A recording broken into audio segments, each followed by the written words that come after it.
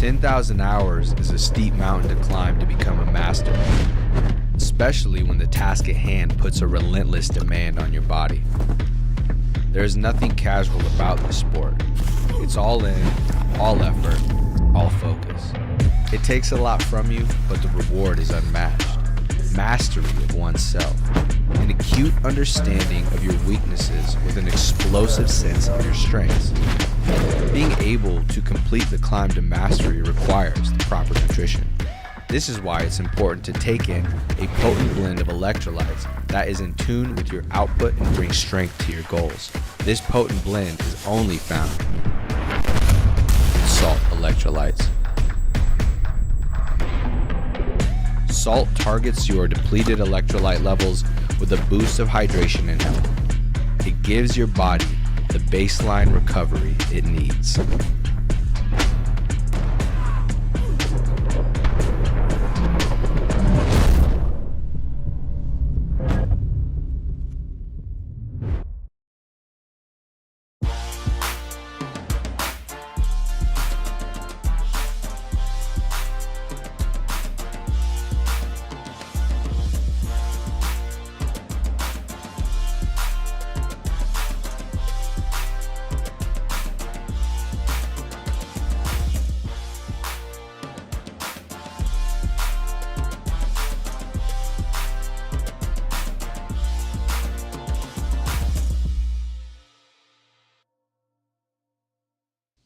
What is up, ladies and gents? It is your friendly neighborhood BJJ podcast, RAF ESPARZA, coming to you with another great installment of the Bullpen. I hope you're having a great day.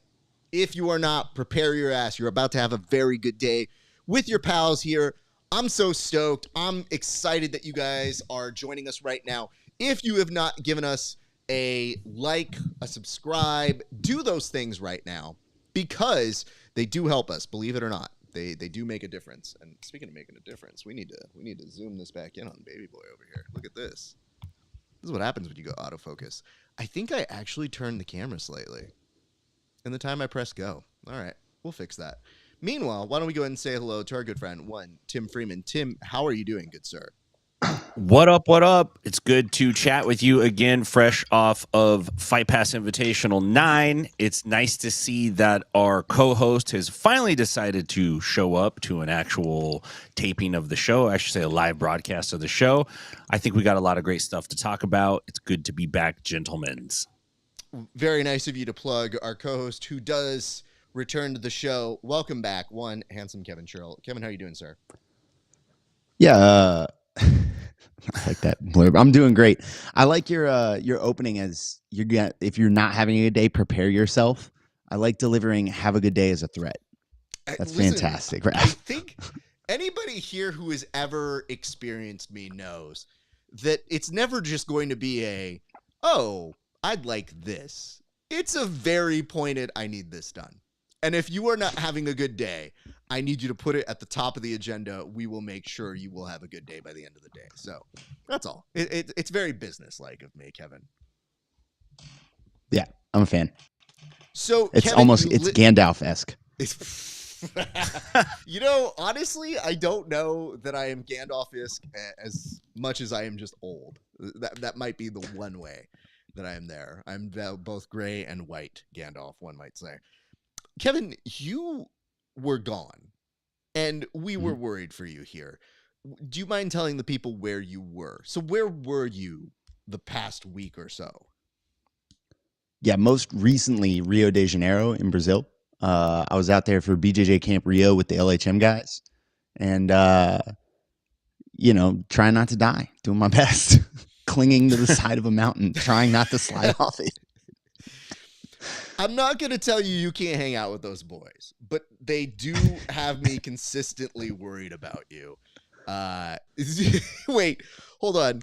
Let's mark the time and place that the dude who's been around a lot of people who are very assertive in his time refers to me as Raf is pretty assertive for sure. I mean, let's put it this way. When we used to do shows for the military, for the Tonight Show, one, they were the most responsive group we ever had. But number two, I think they had an appreciation for how direct I was, so we got along great when they would come to a free taping, and one of my favorite shows to produce, by the way. Nonetheless, thank you, Egg. Good to see you. Kev, we worry about you. We hope that you're okay. Have you come to us back 100%? Where on the percentage range are you? Oh no, where are you in terms of 60 to 70? 60 to 70%. I'm on like 2 different medications. I'm all beat up. Like everything hurts. Yeah, I'm 60 to 70. I'm in good spirits, but nah, I'm duct taped together right now. We advertise you on the show, and then I got a very clear "I'm not going to make it" text, which, you know, I'm sure on the video broadcast you will see my live reaction to it. But when you're doing a live show and the camera is just firmly on you, you don't get a moment to go, 1 second here. Oh, that's instead, you get the version of me that goes, what do you all right, fine. All right. Anyway, Kevin's not showing up, guys. So I know that you had fans, plural, that wanted to see you yesterday. So they were very sad, but I'm sure they're happy to see that you're alive and that you made it okay. Yeah. Sorry, guys. Benadryl's a hell of a drug. Raph, I think the way Raph put it was he said, Kevin is deceased for the night. Yeah, he's dead to me personally. No, I did say you were dead to me, but just yesterday. I said he's dead to me today, which is not inaccurate because I go, well, Kevin has died today. He'll be back with us tomorrow, which I feel like if you listen to it, you kind of get what I'm really getting at here. It's not really a riddle you can't solve. Tim, we need to talk about the poster behind you because it has fascinated us. Yeah. So are you a fan? Is this from your sons? Like where does this come explain yourself. Explain. I think it's Naruto. He's got that goofy headband on. So I have commandeered my son's room as my new potential studio because I can just leave everything set up in here. My son no longer stays up here, so you know it's like as a parent, your kid leaves the house, and you're like, do I get rid of all of his shit now and move up there, or do I like give him like 30 days? And so I'm slow rolling him into it. Yeah. I always tell him, you know, you always have a place to come home to, but you might not always have a bedroom here. So I like that we've really seen the emergence of Tim, the landlord. We get many sides of Tim. You see him, the host, the black belt, he's gonna commentator. His son's gonna come home and he's gonna be like, yeah, you know, by the way, don't touch my stuff. You can sleep up there. I set a sleeping bed on the floor. Don't touch any of the setup. Yeah. So don't fuck with the roadcaster. If you're really looking deep into the mythos of the background, because I had enough time to kind of survey, I think if you're caught up on the poster, you might miss the Mario over to the far right. That's truly, I think, the prized possession of that room. Yeah, that is a nice one. I'm looking at a Deadpool figure and some other anime figures, 2 brothers standing by each other with their hair spiked out. There's a lot of trinkets in this room, man. I'm gonna have to have a talk with this guy. So the last question I have about the poster, though, Tim. Yeah. Honest to God, look at that poster right now, okay? All right, how many of those characters can you name? Oh, bro, just the first Naruto one. That's the only one I know, dude. Just the first one. I stopped watching anime at Voltron, dude. Like that's where my anime knowledge ended. Voltron. That's it. Which, by the way, they are making a live action movie. And that's awesome. They got Superman in that, so that'll be very, very good. I'm very excited. I have been waiting for Voltron the movie for about 40 years now. So now I'm finally getting it, and I'm so excited. These children had Power Rangers, which is fine. It is what it is. It is. Yeah. Fine. But Voltron was the one that made you believe, like, yo, if we have 4 other friends, we can make Voltron, guys. Like, who's fucking the chest? Who's the arm? Who's the head? How does this all work? And I always wanted to be the lead key. So I left foot for sure. You were left foot. Unfortunately, Big Hollywood pushed Transformers on us our whole life, and that's a train wreck. We didn't get Voltron. We had to wait 40 years for this, man. You know what the dumb part is? Did you say Henry Cavill's gonna be in Voltron? Yes, he was. There's no way he's left foot. His handsome defense just came up. No, me and Henry were both lead key. We both say everybody turn keys at the same time. It's a very simple. Yeah, man. Voltron, Tim's right hand. I'm so good, sorry. man. I've never You're doing been it. more obsessed with just the background poster ever in a show, because it's just like, Tim, name 3 people in there for $100, and you know that he cannot. So, No. Bro, I just love I wish this was how I met Tim, where like the first time I tuned into the show, that's his background. I'm like, bro, get your life together. You look like a teenager. What are you doing? and I feel bad because Tim's son, if he ever saw any of this, and again, there's no way he would because his dad's on it. But if he ever did, just the look of it of like, Dad, could you not have zoomed in the camera a little bit here? Could you not? Well, Kevin, you're posed in thought. No. What is your? Yeah, I'm trying to make sure. I'm looking for the most embarrassing thing behind me. Hold on. But I think I'm good. Hold on. Don't worry. That's why we have a zoom button here. So, if we have the camera on Kevin, I think, okay, I see some NFC things. So those are competitions.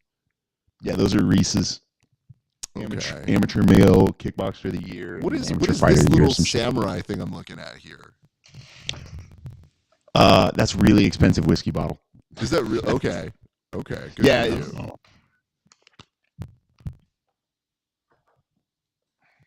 Look at that. People who That's are actually just pretty watching cool. the show are like, what the fuck is happening with these guys? Yeah. It's like Jiu-Jitsu Antique Roadshow. Oh, wow. You don't have to drink. We already found out that yesterday you were going to see Oh, him drunk on it's air. empty. Oh, okay. Well, I'll that's tell you what I take umbrage with is What's that? the cat scratch apparatus. Are you a cat guy? Yeah, there's actually a cat. He's sleeping right here on the floor behind me. Otis. Disappointed. I got a dog too. If it was a bobcat, I'd be like, "That's cool. Kevin's got a bobcat." This is a note Needs to be a from- tiger for me to gain Let's see street here. cred. Audio is being really goofy. Well, sorry about that, Egg. I don't know what to do about it in the moment. But why don't we just go to the board? Hopefully that'll fix everything. That's a smart way of doing it. All right, gents, we should start off the event with the festivities like this, which is putting some time on the clock to talk about last night. The UFC had a major event. Was it major? Up for debate. But I can tell you this. It definitely happened. Mikey Musumeci definitely was the main event. Everything else is up to interpretation.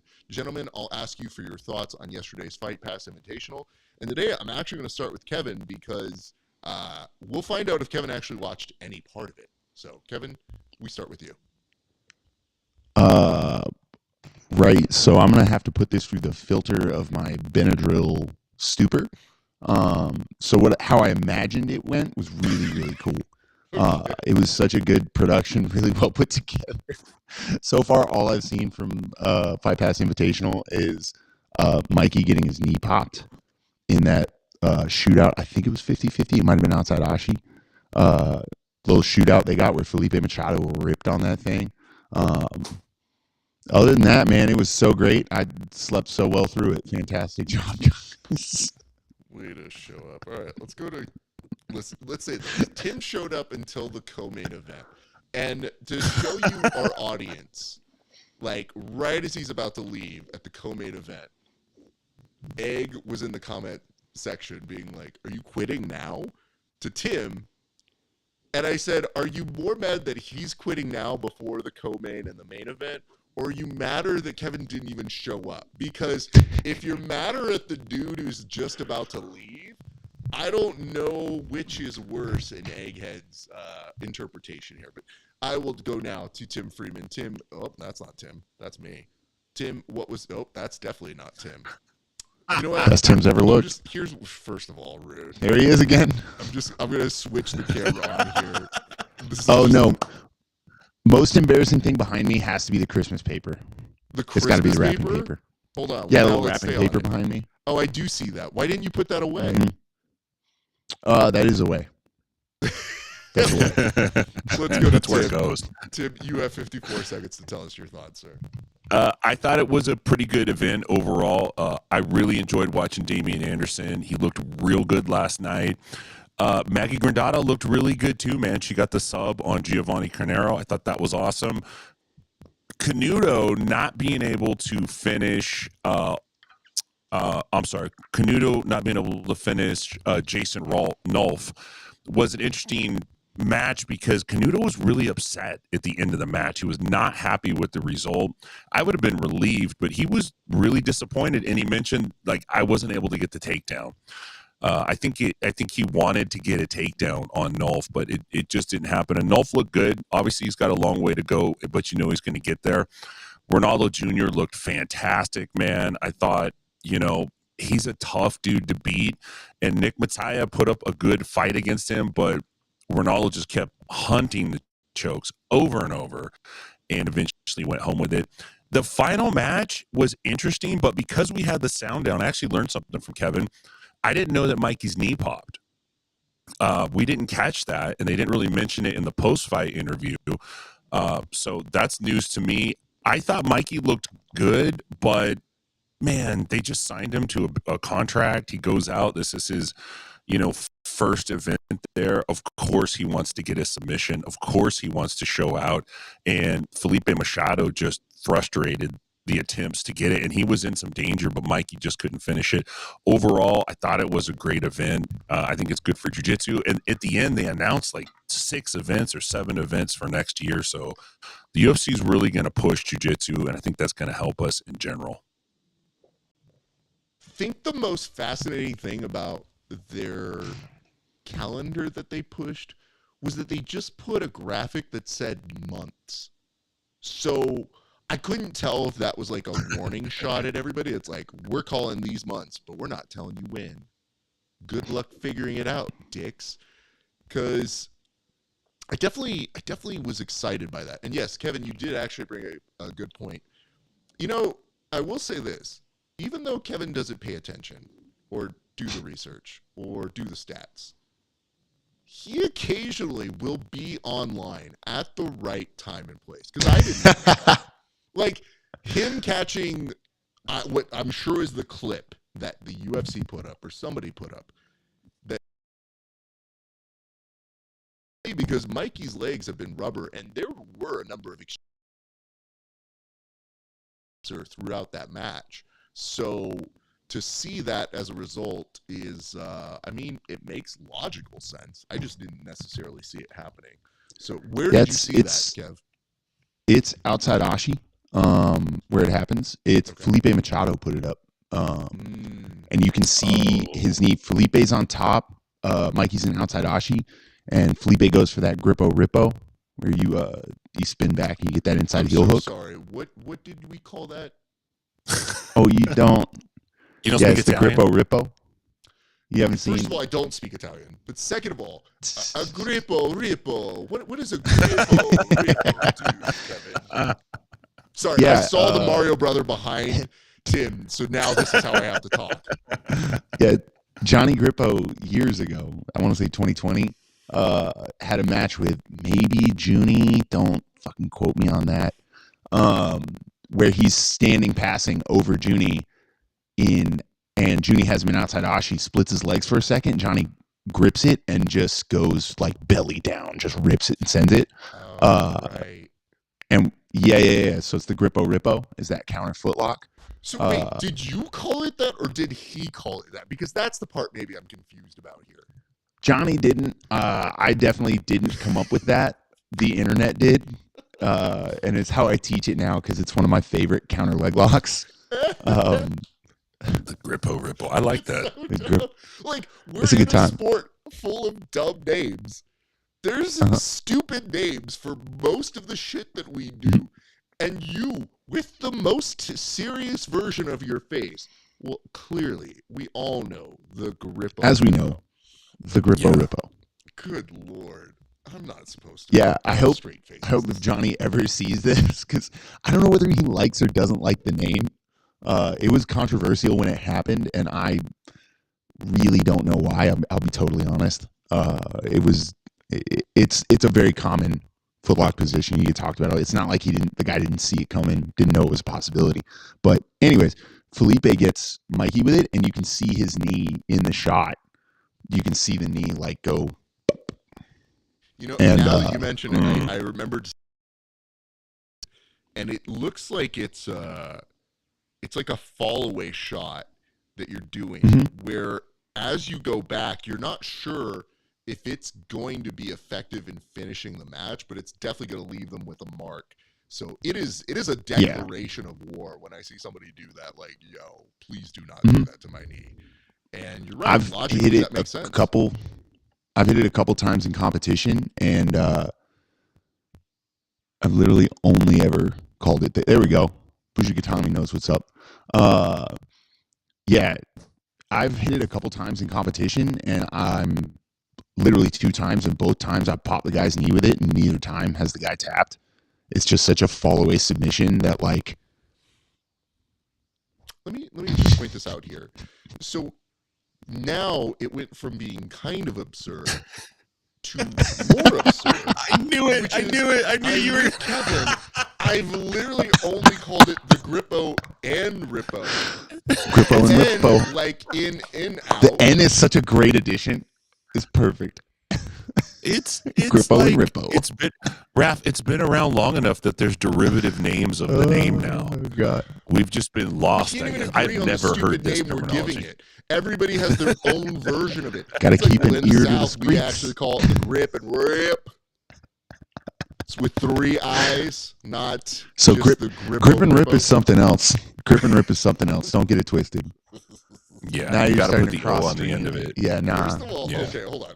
No one has ever on this show ever said, I'm with Kevin. So I want you to mark the time and place, because I don't know how many other times this will happen, let alone from our social media guy who's been cutting the clips. So, by the way, if you guys have seen more clips go up recently, you can thank Brian Peterson. He has been doing a great job.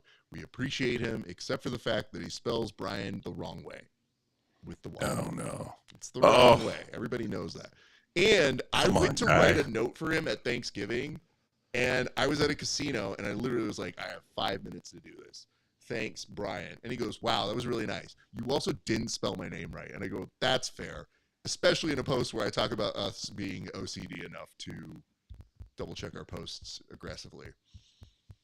In my defense, I was being told to go hold a machine for my mother-in-law while she was gambling because she wanted to come to that one later. So, fun times here, people. A casino Found a couple good machines. Yeah.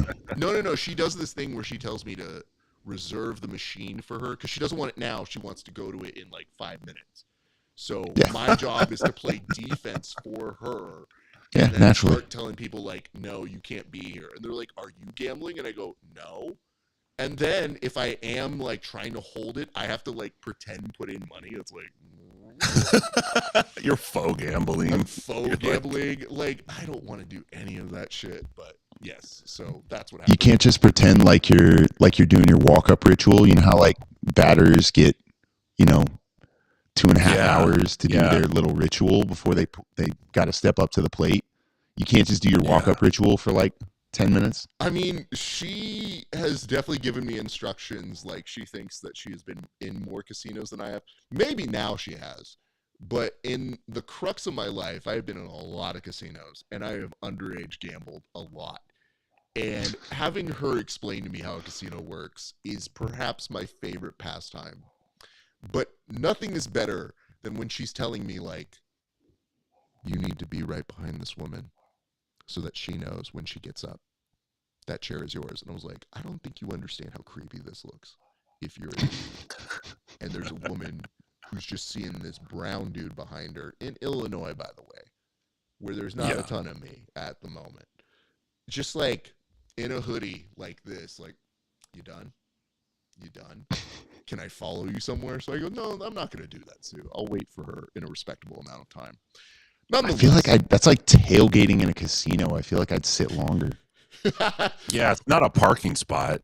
Kev, You know what I mean? Yeah. Where you're going to loiter till they leave. Kev, you are 100% correct. That is exactly what happens. Once they feel you want the machine, that's when they pull out like another $100 and they put it in. Fuck! No! My mother-in-law They needs think you're onto this. something. Yeah, the market has spoken. You've increased the value of that machine. Well, we've learned a lot. Also, Wallow J says, grip and rip, money shot. Damn, Kev's got to teach Raph what stuff means. I don't think Kev really That would be a teach you funny segment, what actually. a money shot is. So I'm glad that's what it is. It's more so, if I ever ask him what something means, it's that I want to understand what his interpretation of it Yeah, what do you think it means? because Yeah. it might not match what the common consensus is. I also don't live in the South, so we have a South reporter here. It's important to have these different perspectives on a show for our audience that comes to us. Yeah, educated and uneducated. Get out of here. All right. Why don't I we go come to our I come from the 49th state in literacy. I got a different perspective. Nothing is better than Kevin being like, Raph, I'm going to educate you today. And me going, let's see how this goes. Gentlemen, why don't we go to our next topic, which is this. Yes. Oh, no, I don't need that one. I just need the countdown on that. Thank you. All right. Who's number one happened on Wednesday? ...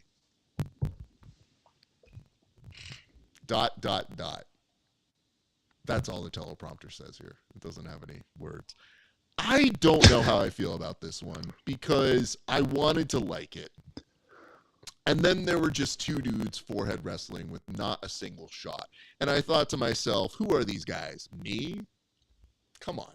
You can't do that unless you're me. I get to do that because I'm old and ancient and I'm not boring people on a televised broadcast telling people I've got great stand-up. It was rough. And I think I would like to take a moment here to try and acknowledge what, if anything, was good about who's number one. And I'll start with you, Tim. Well, I do agree with you, and I think that probably who's number one probably belongs behind the paywall, to be honest with you, because it's for people that really want to watch grappling.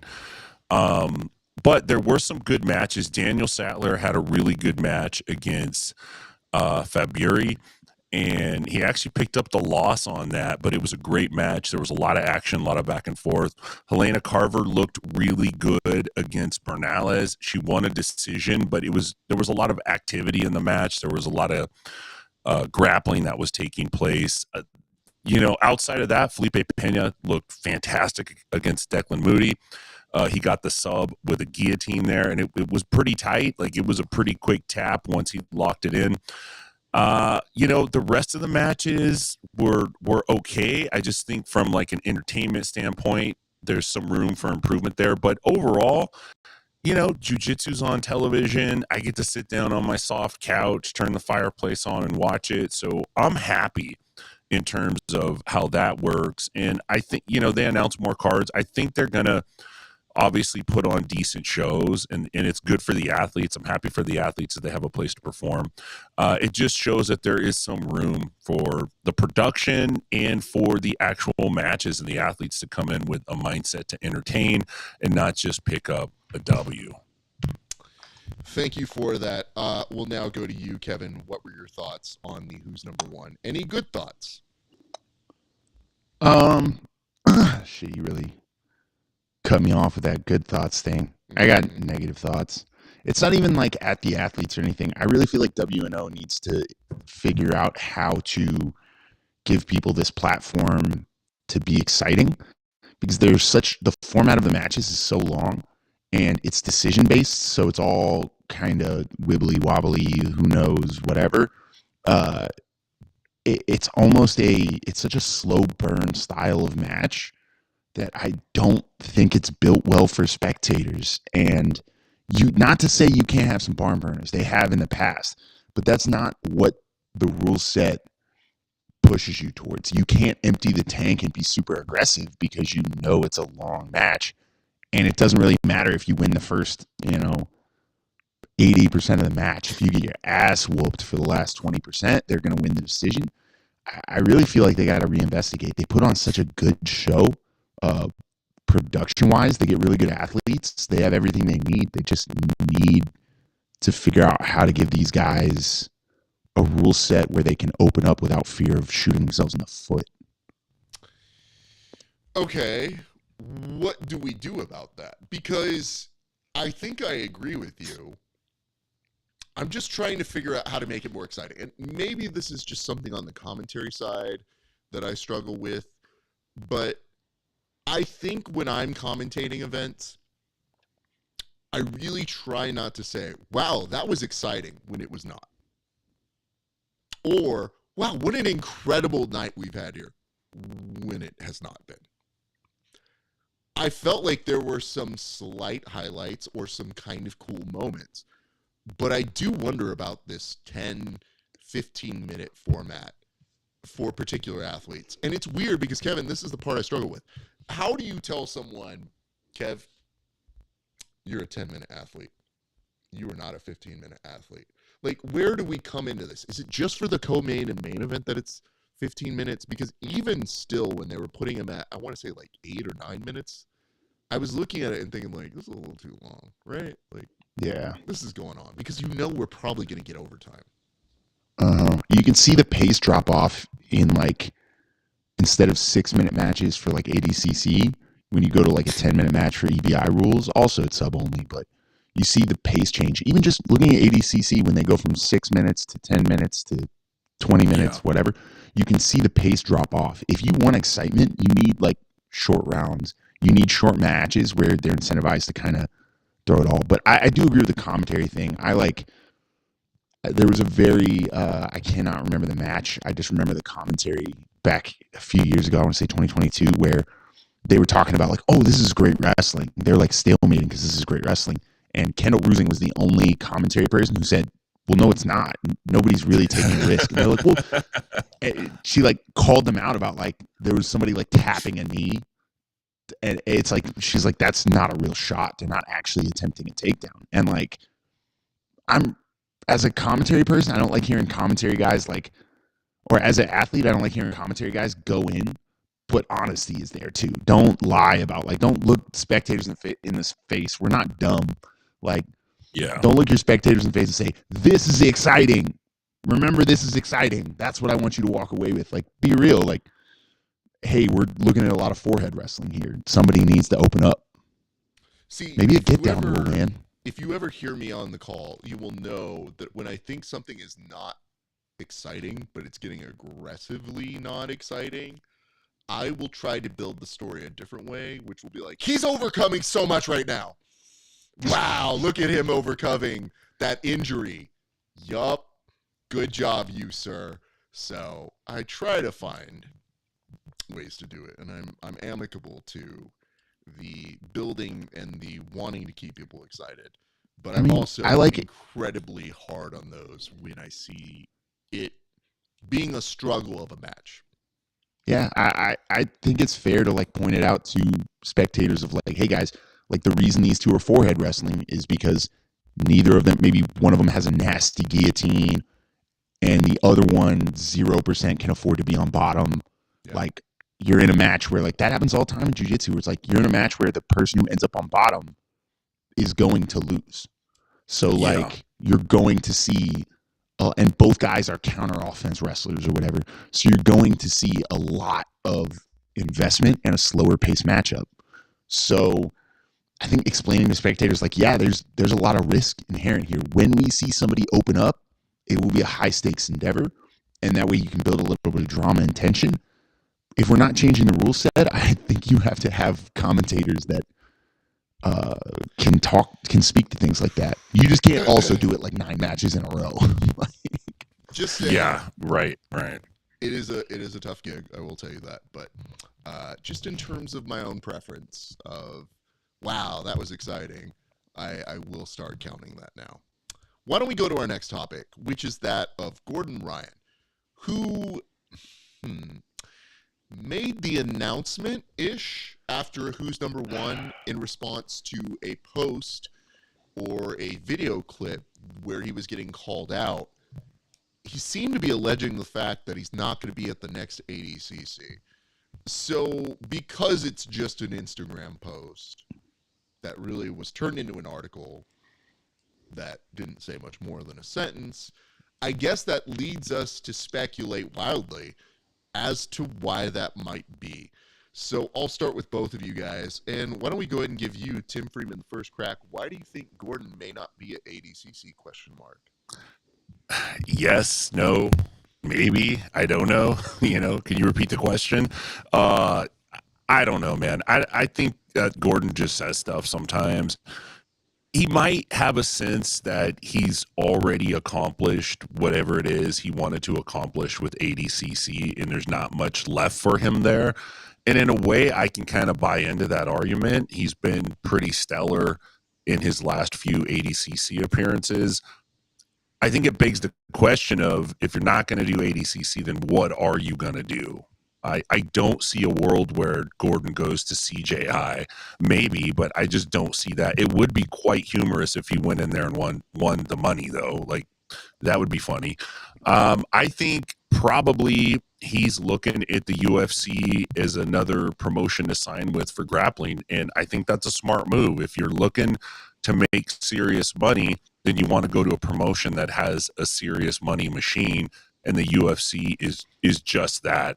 They signed Musumeci.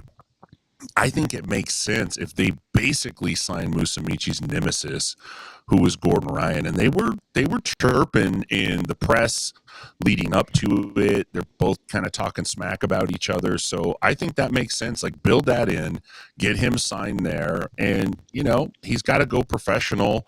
And maybe ADCC it becomes more of something that's considered amateur, and then when you sign with a professional spot, you don't do it anymore. Who knows? I don't know, but with Gordon, it's never quite clear. It wouldn't surprise me if he showed up at the next ADCC. So, of course, Tim, thank you for that. Kevin, what are your thoughts? Remember when we were all rats for supporting CJI? Remember that? Cockroaches, I think it was. We're all vermin for abandoning ADCC that's done so much for the sport and loves us and appreciates us, and we're just ungrateful. Remember that? It's crazy. Feels like it was just, a couple of months ago that you were a rat if you didn't support the well-established and prestigious organization that is ADCC.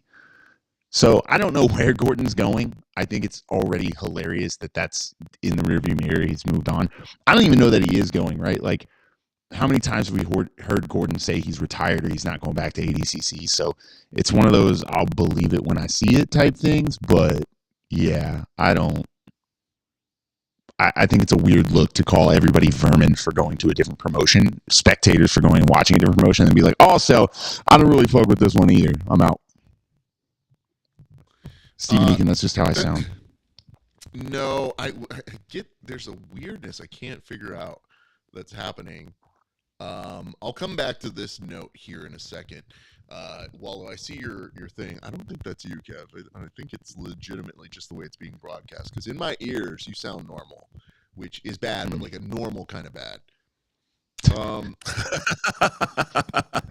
Okay, let me see if I can encapsulate this just from my perspective, and then we'll go to answering that question. Here's kind of my thought on it. I feel it is kind of weird in the sense that maybe, just maybe, we're now seeing Gordon Ryan threatening with the possibility of not doing ADCC. That's fine. It's within his right. He can do it. He cannot do it. I don't know that we're 100% certain on this. So the article that was kind of quoting it was going off of the information of him responding to somebody on Instagram. So I don't know that this is law. But yeah, Kevin does bring receipts. He does remember things very well in terms of the cockroaches thing. I think the weird part for Gordon is if he were to go somewhere else, he can obviously rebrand it and say, well, now the UFC is coming to make this bigger. It could also be the fact that Mo is not going to be involved with ADCC in that way anymore as the organizer, even though he still does Instagram lives, which is very weird and misleading, by the way. Nonetheless, if you paint your whole career and your whole association as being synonymous with the ADCC brand, and you tease the fact that you might not be there, and you call other things like CJI, which arguably did bigger numbers than ADCC will ever do, it's confusing, because now I'm thinking to myself, if he goes to UFC, who are they going to bring on for him? He's already done UFC Fight Pass. He's already been on these sort of avenues. And if he signs another exclusive contract, I don't think that worked very well for Flo. Sure, it got them some eyeballs. Craig said if it wasn't Gordon on a card, it would collapse. But like, it was supposed to be, I think, a 7-figure deal. And there were matches that got proposed that didn't end up making it. I just wonder what the viewership figures would be. I wonder what the break-evens are. And we really didn't make any other stars based off of that. So when he does allude to these things, I don't know what the upside is. So it could be just a stay tuned and see what happens to me sort of publicity sort of a thing. But for Gordon, I think so much of the career is tied to ADCC by his own devices. So that wasn't any of us that did it. That was clearly him that said, my legacy is ADCC. So what happens afterwards? Good question. Don't know. But that will take us through. Maybe he's in his Floyd Mayweather, super fight, money fight phase of life. Like he's over with his regular career. I guess, but I don't know. I mean, the other thing is when somebody tells you, I'm not healthy, but I do this for you, your first thought is maybe you just need to do it for you and just not do it. Because I don't want to hear every time that you're killing yourselves for us. I think you're killing yourself for you, but co-opting it for us. Like, we have people that we could elevate to that star level now, and maybe they won't be at his level. Maybe he could take a page from somebody we're going to talk about in the future, but Marcelo came back after taking time off for his own health issues. It's just, don't tell us those sorts of things. Just go take care of yourself. And as you do it, you can do the commentary gigs, and I guess that's okay. As Tim was saying, I think he got good reviews, even though when I was listening to it, it was okay. It was okay. He definitely was giving you the insight that is very important. Like, you learn what their mentality is, but there is a weird nasalness to his voice that I his voice does not match his frame. Teeth grating on my ears. It doesn't sound. He's a cartoon character. So there is that. Gentlemen, I guess we should move to our next topic, which is, what exactly do we know about Jiu-Jitsu Overdose? I'm going to start with you, Kevin Sherrill. What do we know about the Jiu-Jitsu Overdose event that is happening for 4 days next week? Yeah, it's got combat jiu-jitsu work Popping, man. If the brackets are loaded, they've also got like stand-up going on. If you're going out there, if you got your passport, hop on out there. It's gonna be packed. I've seen some of the names coming out of there, and they're fucking massive. Ernesto obviously just got his bid for EBI, so he'll be out there as well as a bunch of other PGF vets. It should be really cool. They're trying to turn it into like super jiu-jitsu convention, and seems like it's gonna be. It seems like they're actually gonna deliver on that. It seems like a great time. Okay, it said the audio just fixed, Kevin, so congratulations. I did nothing to change it. It just was better for them. I don't know why or how, but it is what it is. Tim, what are your thoughts? And yes, we're very happy Ernesto got in. Also, shout out Nathan. Yeah, when Eddie first proposed this in the 10th Planet kind of group, I kind of thought, man, only Eddie would devise some kind of wild idea like this. And originally, I think it was 3 events, and then they added the additional combat jiu-jitsu. I think they're calling it Mexico 3. I don't know if that's only going to feature like Mexican athletes. I have no idea, but they added a 4th event. It's in Cancun.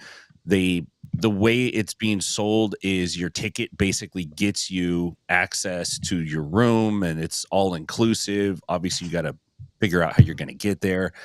But on top of that, there's some great cards. And for me, I'm looking forward to watching EBI. EBI has a special place in my heart.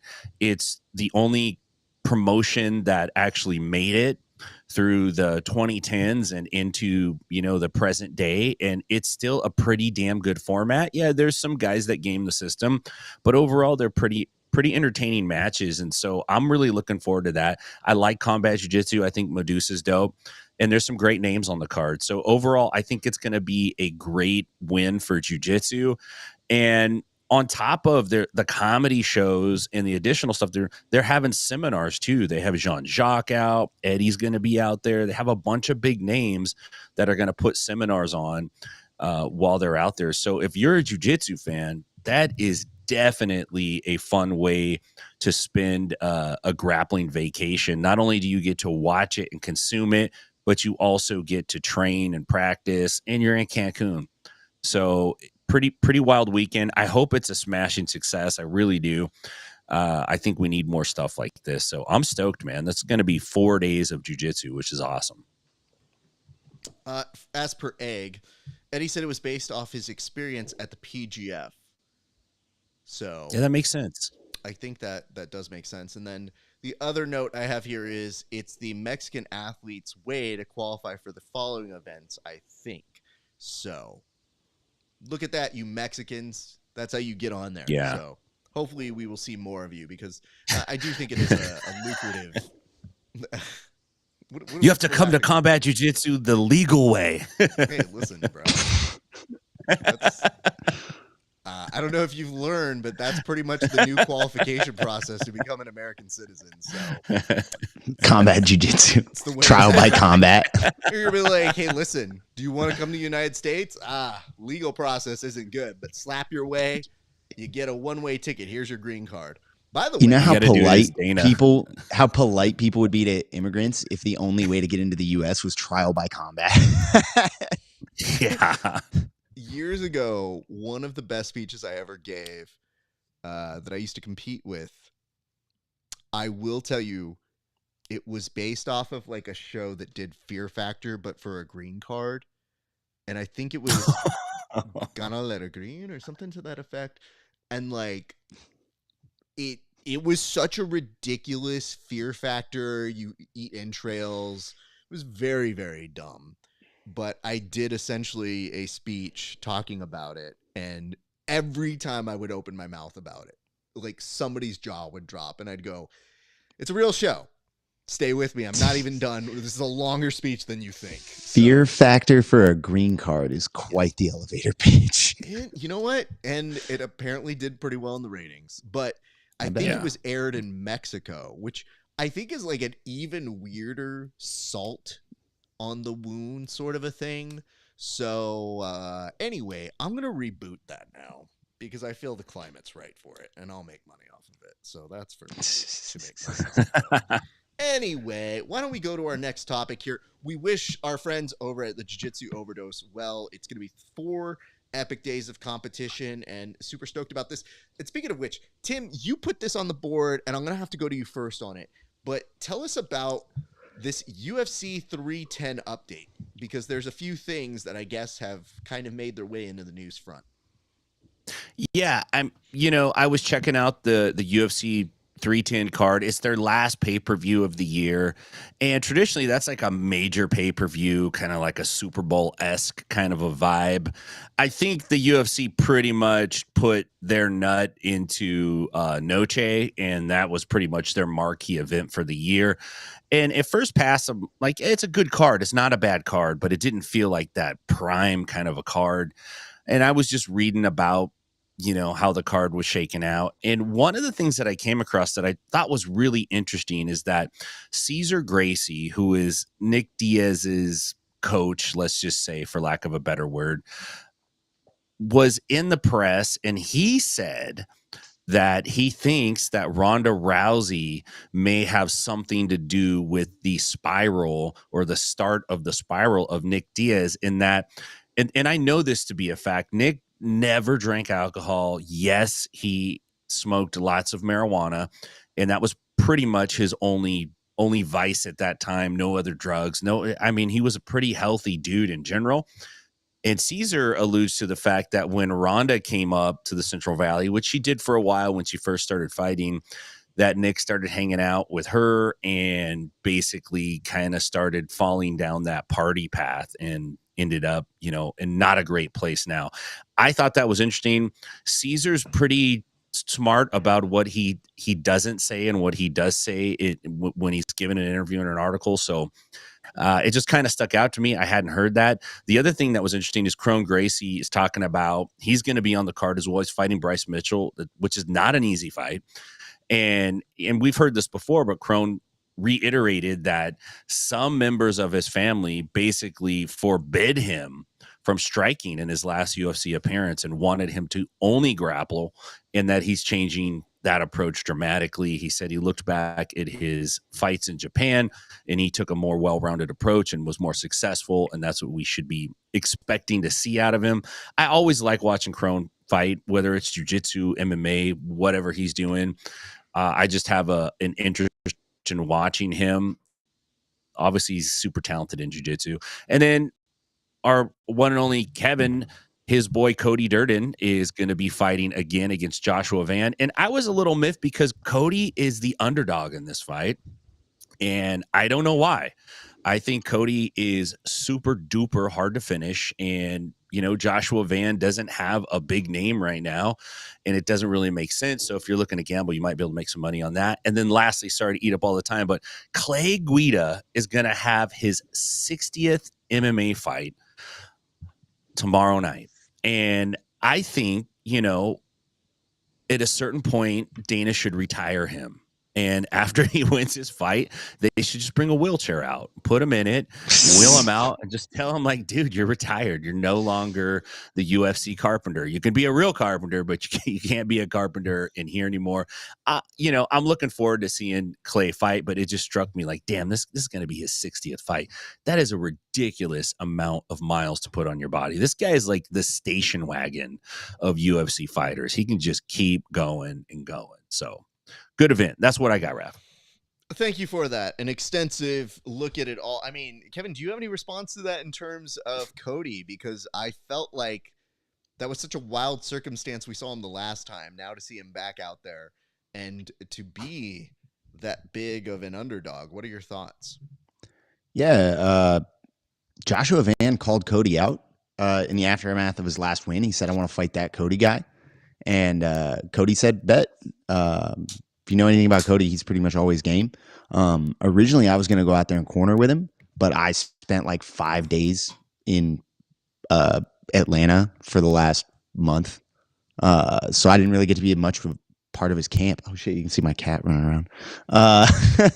So I didn't get to be much like as part of very involved in his camp. So he's got a really good corner instead. Wade Powers, shout out to Wade. He's one of the best coaches in MMA, and he gets overlooked. But yeah, he's going out there, and I don't know why he's an underdog at all. I feel like Cody has way more ways to win than Van does. Van's a very dangerous boxer.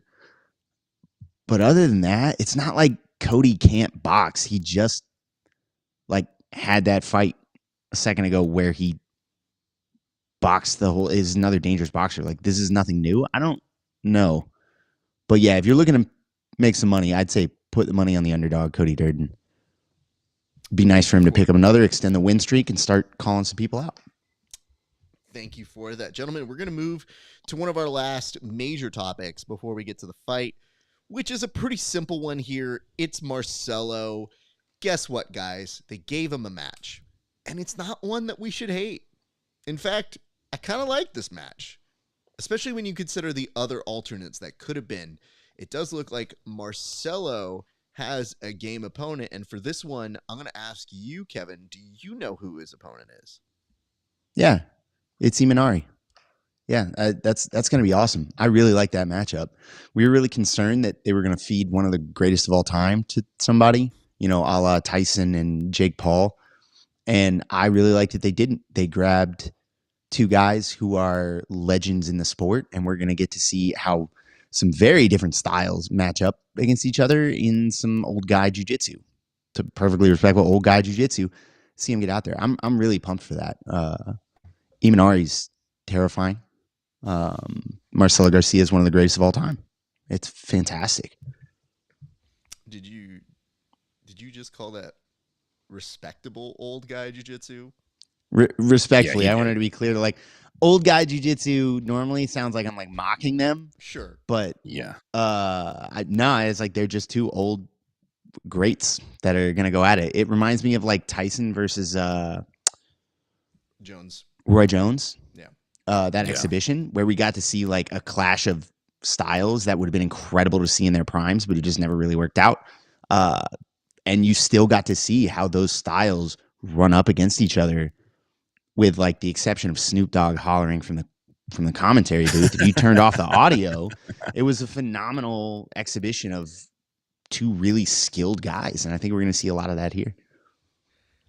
Thank you for that. Tim, do you have any response to Marcelo the GOAT returning and this matchup? Do you have any way that you particularly see it going down?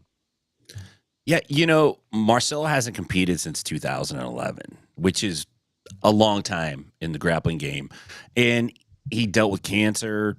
He had twins. He's had a lot of things in his life that have taken a higher priority than being a competitor. We know that Marcelo, man, if the right flavor of Marcelo shows up, he's unbeatable. He's one of the greatest, especially Nogi.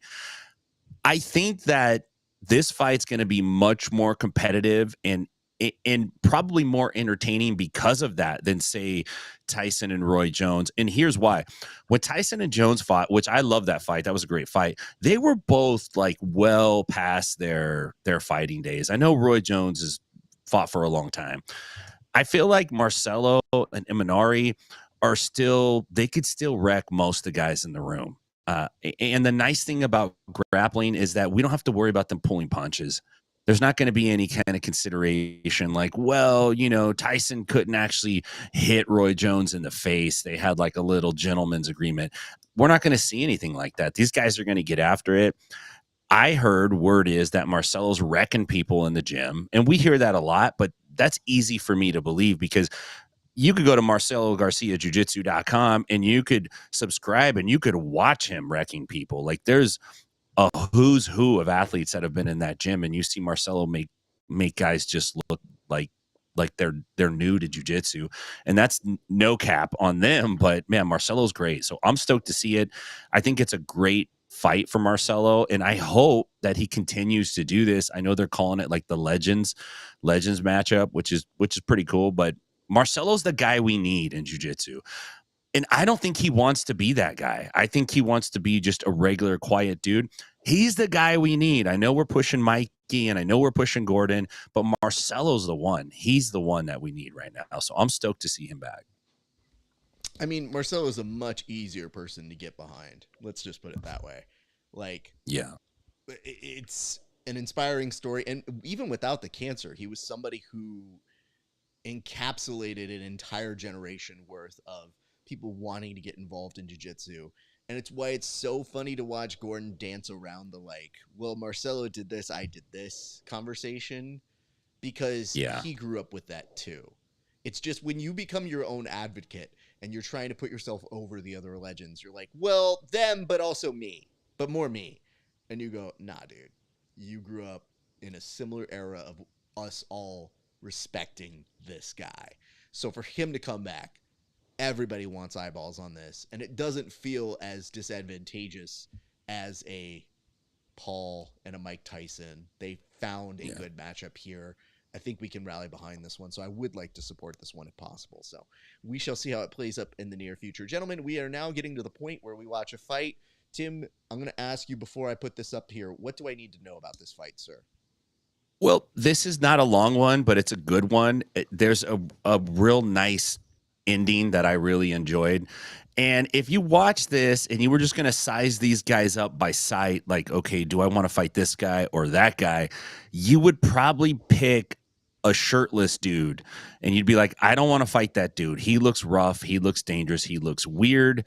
The guy with glasses looks like he just takes Adderall basically. But He puts up a real good fight. It's a nice little street fight, short and concise, good punches, good kicks, good footwork. So I really enjoyed it. It's short enough you could watch it several times. So Oh, we might. Oh, we will.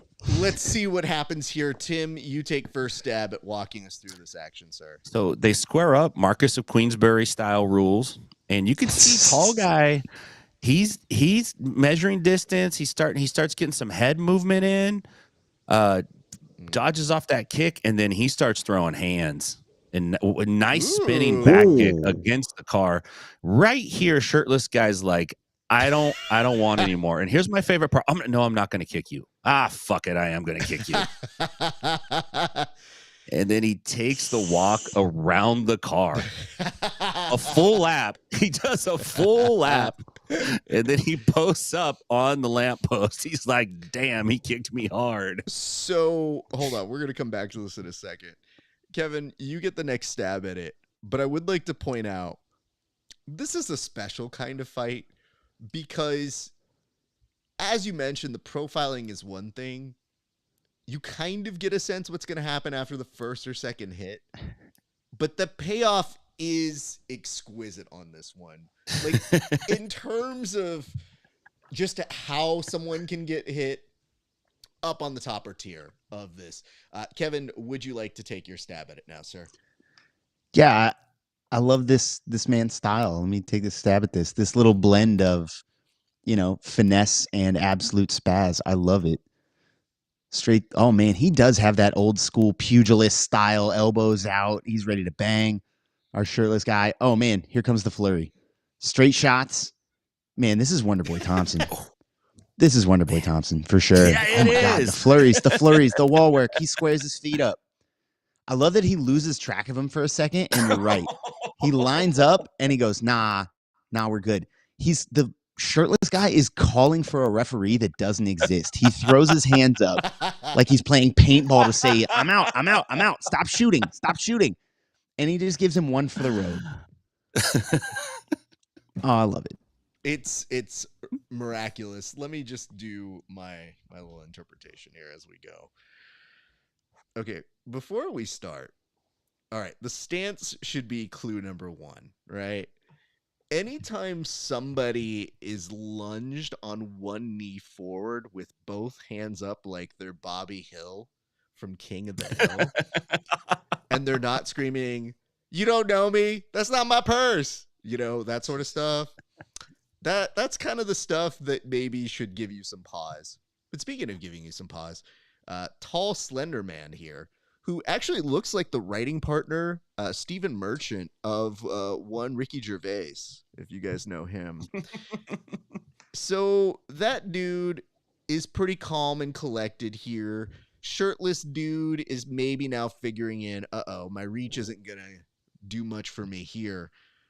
Stephen Merchant's coming in, and guess what? He is loading up that leg, which should give you your first indication. Can I just tell you guys this? I'll return back to this footage.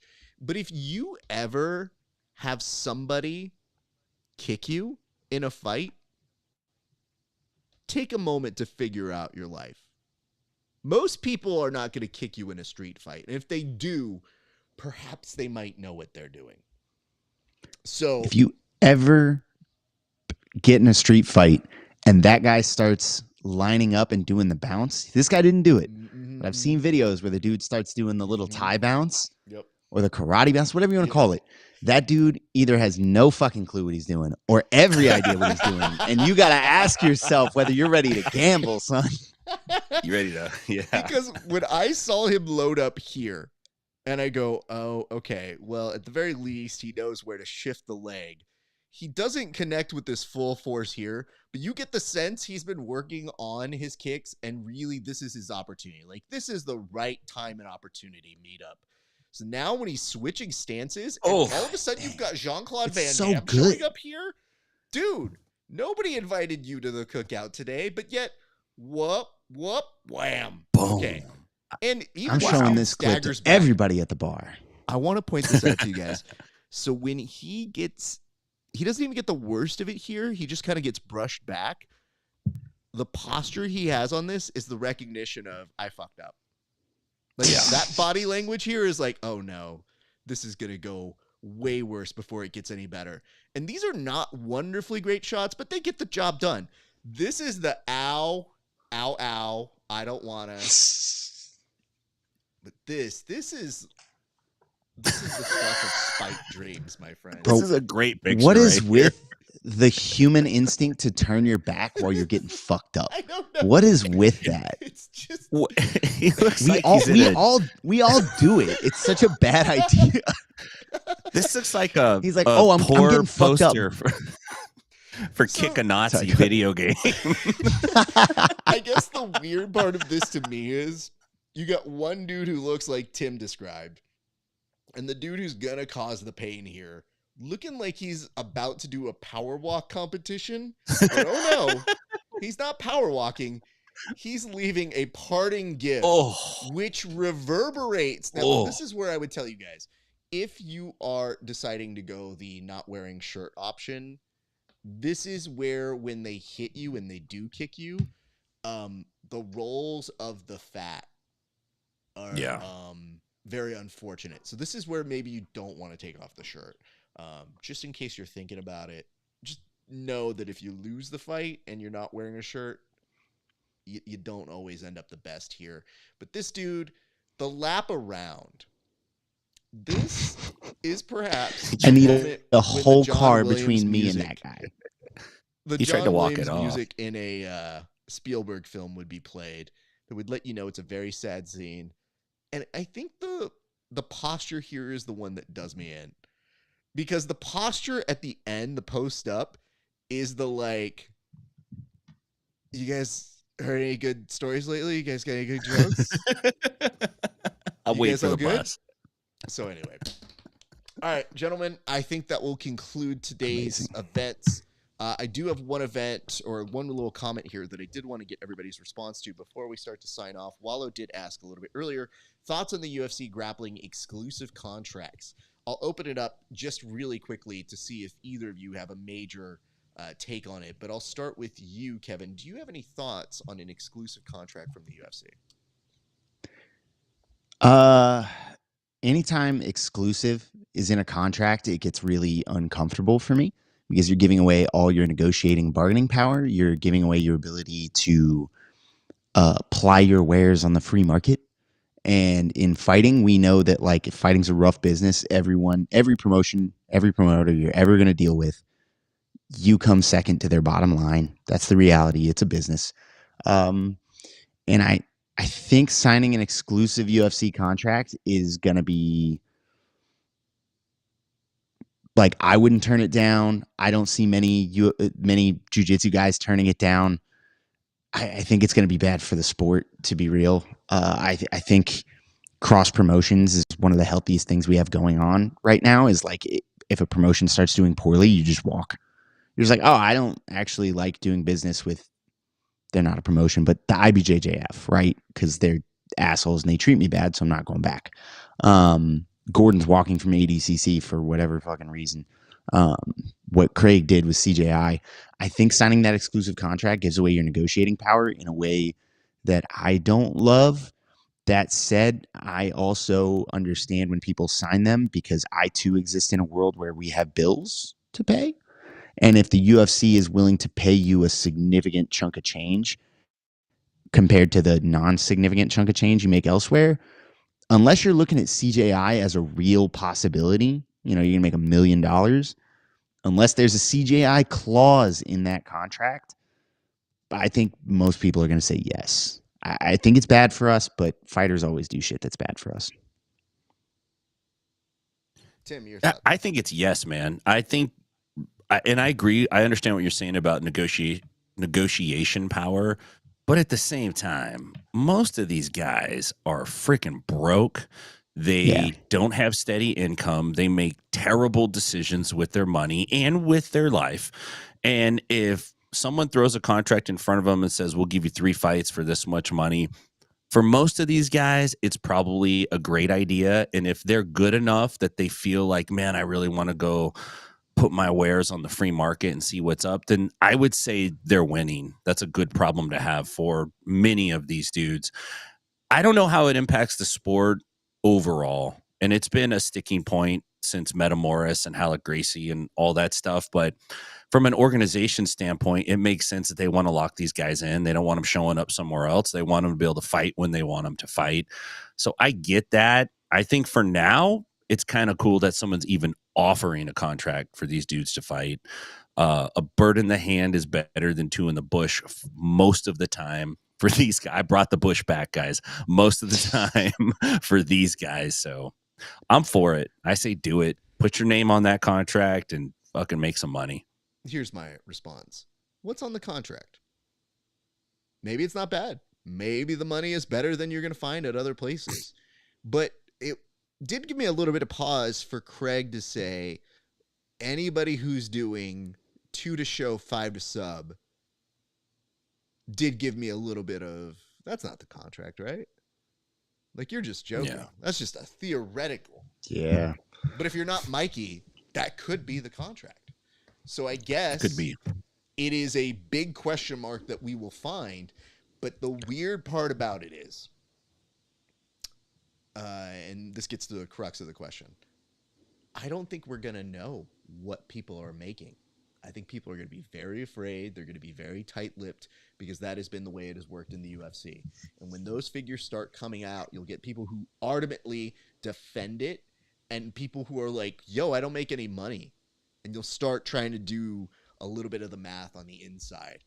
I would say this. I think by and large, as a professional sport, it is good when you can see professionals make some money. But we already saw how many events that UFC Fight Pass is going to have. Are you going to be on all 6 of those events in 2025? Do you make money once or twice? Do you appear on the reality show? How much do you get paid to appear on the reality show? If you don't get picked up, are you still bound to that contract? How long is that exit clause? Those are the things that I would want to know. Because if you were in a grappling contract and it said you had a non-compete clause for 6 months or 90 days or whatever it might be to a grappler, that's 1/4 of your year. And that's 1/4 of your year. We're assuming you're healthy. Imagine what happens if something unforeseen happens and you're unhealthy and you can't take a match after those 90 days. Maybe you're only competing once or twice that year.